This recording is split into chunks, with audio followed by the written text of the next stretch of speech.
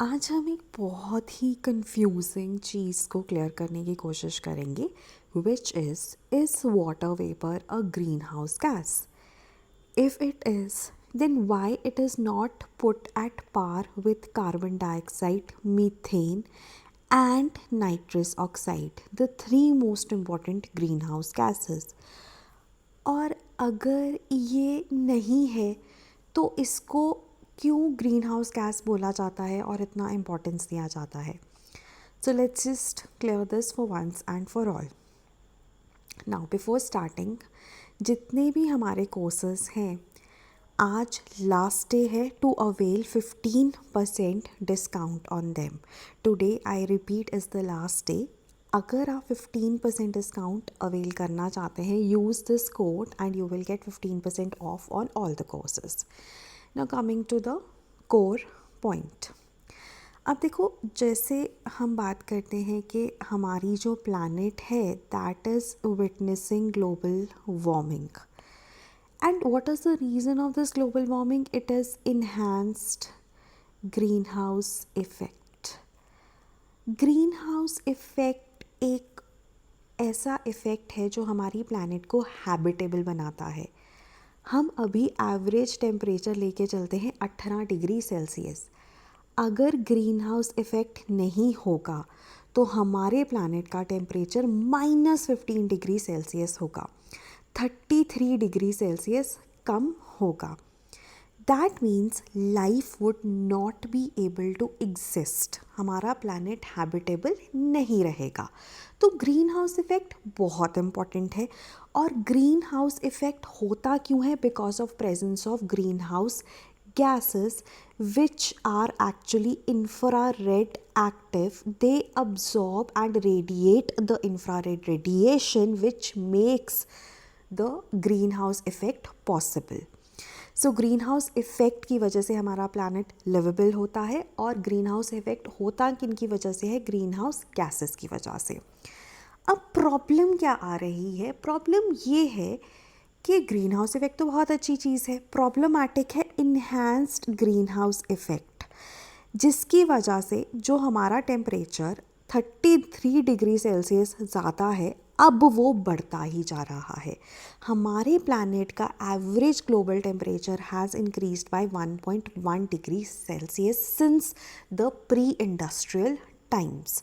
अब ये global warming का हम नाम दे देते हैं and this is problematic. This is leading to extreme weather events, sea level rise and a lot of other problems, right?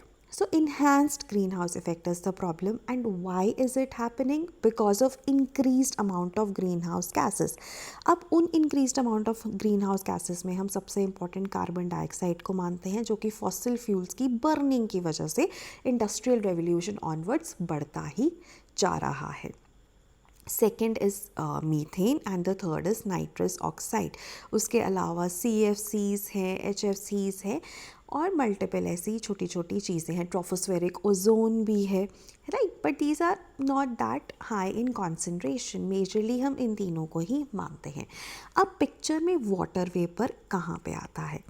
अब देखो, वाटर वेपर ना ग्रीन हाउस गैस है. पहली चीज़ ये आपको क्लियर होना चाहिए, क्योंकि वाटर वेपर भी ग्रीन हाउस इफ़ेक्ट में कंट्रीब्यूट करता है. In fact approximately 50% of the green house effect जो हमारे प्लैनेट में हो रहा है is a result of presence of water vapour, right? तो 41 to 67% ओवरऑल हम मानते हैं, बट 50% आप मान सकते हो कि 50% green house effect is a result of water vapour. But फिर हम इसे इतना कार्बन डाइऑक्साइड को क्यों बोलते हैं most important green house gas, water vapour को क्यों नहीं बोलते? इसके कारण है.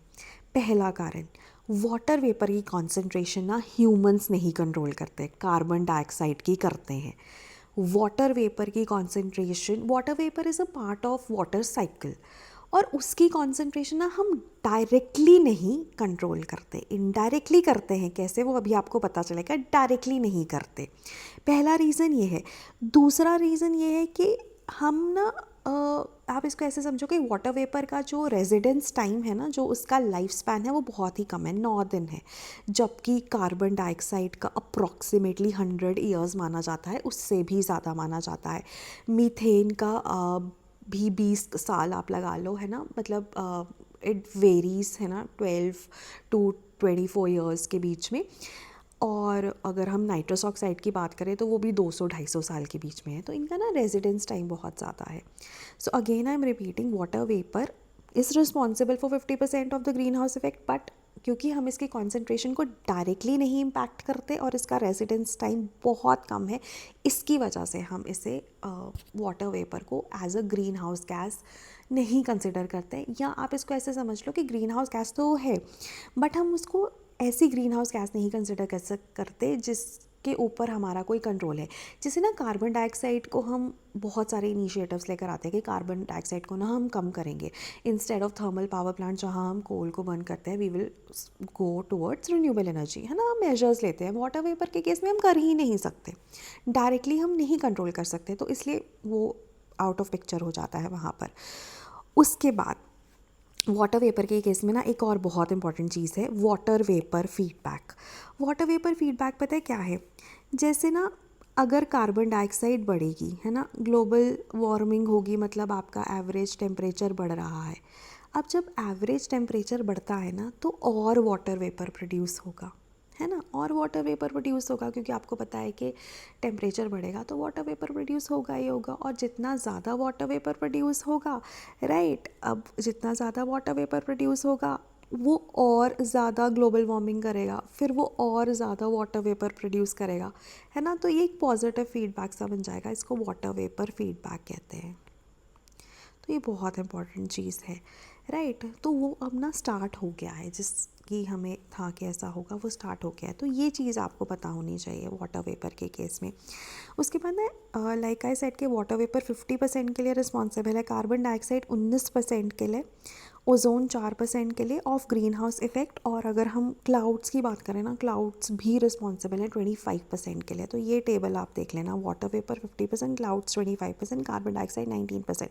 लेकिन हमारे लिए जो सबसे इम्पोर्टेंट है ना, वो कार्बन डाइऑक्साइड है, फिर मीथेन, और फिर हमारे पास नाइट्रस ऑक्साइड आता है। एंड लास्ट में ना एक और चीज़ मैं कहना चाहूँगी, जो हमारी IPCC की रिपोर्ट, लेटेस्ट रिपोर्ट है, 6th असेसमेंट रिपोर्ट, उसके हिसाब से ना हमें ये पता चला है कि वाटर वेपर ना 1 से 2% हर 10 सालों में इंक्रीज़ होता है।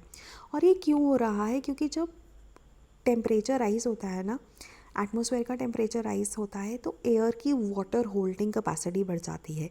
इसी वजह से ना अगर आप अभी हम जैसे मानसून्स की बात करते हैं, तो आप देखते हो कि मतलब मॉइस्चर बहुत है, ह्यूमिड बहुत है, लेकिन वो बरस नहीं रहे। उसका रीज़न भी यही है कि water holding capacity of air has increased.